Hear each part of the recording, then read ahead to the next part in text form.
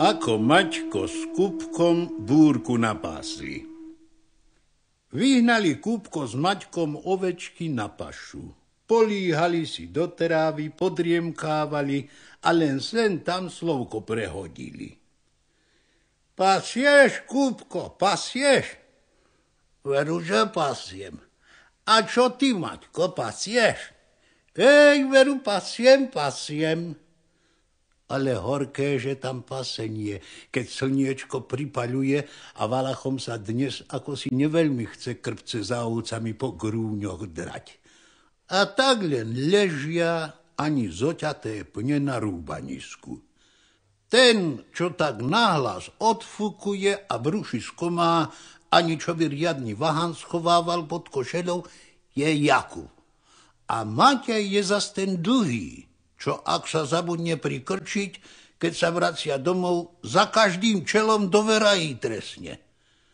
Ale že sa spolu ráčia a nejedno leto už vedno po kopcoch preskákali, nuž len sa pekne Kupkom a Maťkom zovú.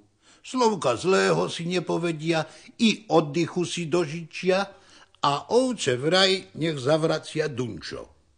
Lenže pes je pes. Vidí, že valasy sa nepretrhnú, nuž aj sám si líha do materinej dúšky. Len keby tie muchy tak neštípali.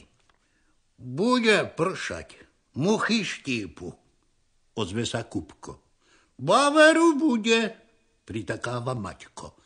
A zas len zmlknú obaja. Ticho zaľahlo na pašu a len ovčie zvonce sa nesú dolinou.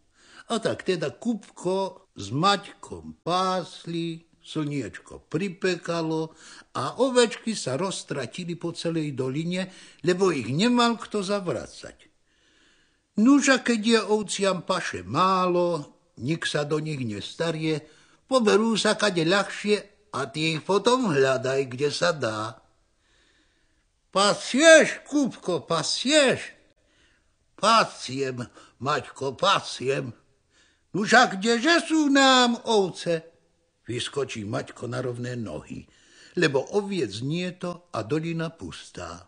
Raz, dva sa im driemoty popretrhali. A Dunčo by sa tiež najradšej pod zem prepadol, že tak na nič strážil. Pozerajú, hútajú, kde sa ovce podeli, a tu ľala.